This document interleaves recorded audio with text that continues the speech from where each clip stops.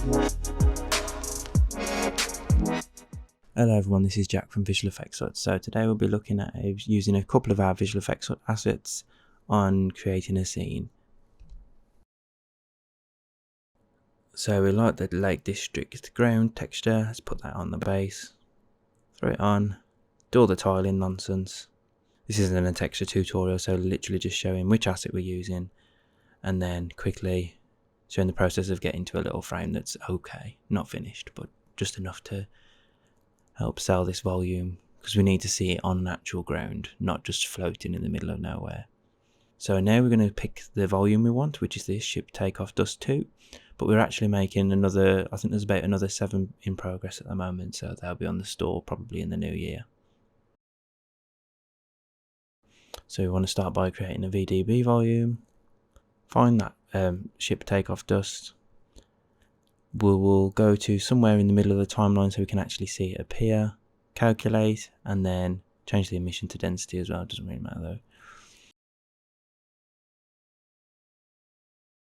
We'll crank these values just so that we can really see it when we do get the scale up. Turn the ship off just so we can clearly see what's going on.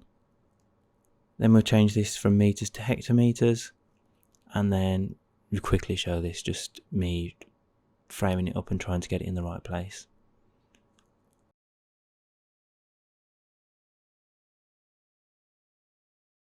You can actually scale up VDB volumes using the object as well, transform, so not many people know that, and I didn't for ages in all fairness. I don't know if it's a newer feature of Octane, but I feel like version 4 in 2018 might not have been able to do, but you can now.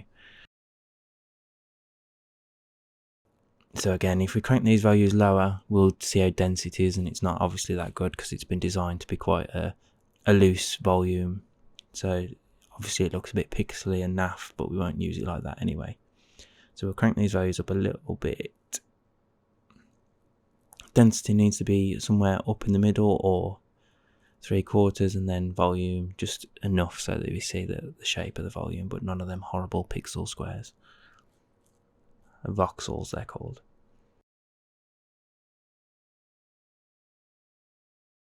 We can play with a single scatter amount just until we get a look that we're happy with, but remember to just put on path tracing as well when you do play with these settings, as volumes generally look a little bit better using path tracing.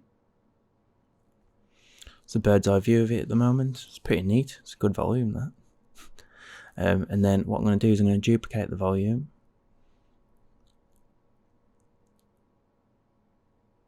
We are going to change the start frame so it's a bit earlier. So it's a bit later, sorry. And then with this one, we would just want to show you an example of what fire would actually look like. So if we wanted it to be like a more of a combustion-y type look, we will go quite dense with this to be able to see the fire. Again, it's just playing about with the values because every volume's different, every scale's different, every scene's different.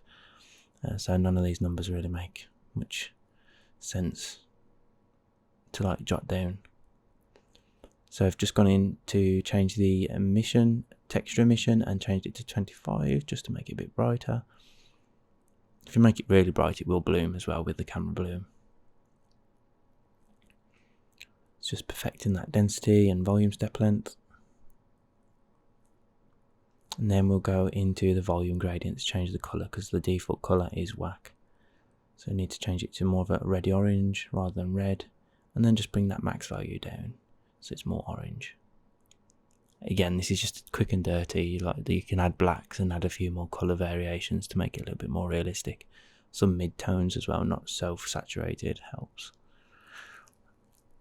For this example, just to show you it's another look, we can just use the invert absorption, and it's pretty intense.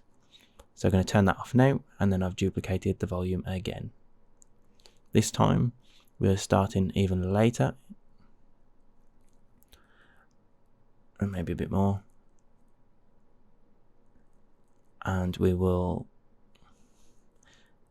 suppose we can do it now, so we can make this a lot less dense, so it's more like dust and a few particles floating around in the air.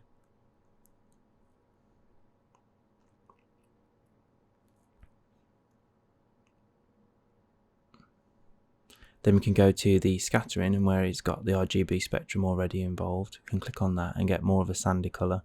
So we can nick that from the scene. Usually it's a bit too saturated, so we can go in, and now we've got the right colourish, we can just tweak that a little bit so it looks a bit more realistic. Change a bit of that as well. Then we can jump back in, keep affecting this density and volume step length. The dance between these two will obviously change as your render progresses, and you'll see that as it starts to get more detailed, you'll probably need to keep changing these values. So that's more like a dust now, that's perfect. So scale it up, and that's kind of like just the outer line base layer. And as we started the volume later, it means that it's going to be, the dust's going to spread faster than the initial volume, the cloudy one. So now we can mix the two together and see what they look like together. Might actually go in and change the colour of the other one as well, so it's a bit more matching with the dust. Looking for the, there they go, the hex. We'll copy that and paste.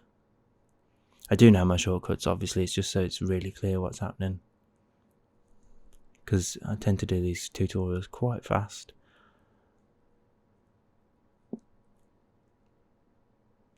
So now what we want to do is, just to help complete the render, we want to get a basic thruster, or a thruster coming out of the jets. So we have those on the store as well, and if you've got the unlimited library, you get them free. Well, you've paid and you get them. So just import that.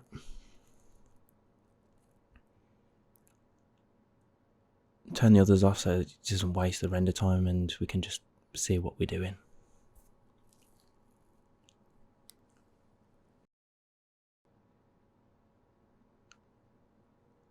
Use fire again. Thicken it up. There we go. And then just speeding this process up of just trying to get it in the right place. Yeah, that looks about right. And then before we duplicate it, we'll change all the colour settings, because it's harder to copy and paste stuff without creating presets.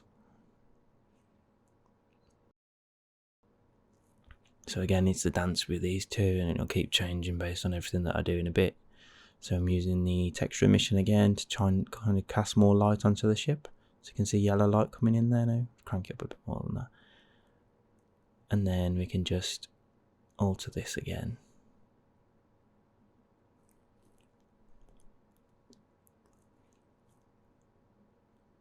Now we can perfect the colour. I'll change my mind a few times, so I'll speed this up. I think I went for pink in the end.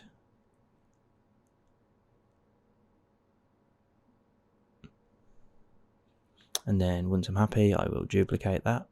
Something I've never actually tried is instance in a VDB volume, but I don't think it probably would work, just because of the way that they're designed as cached files.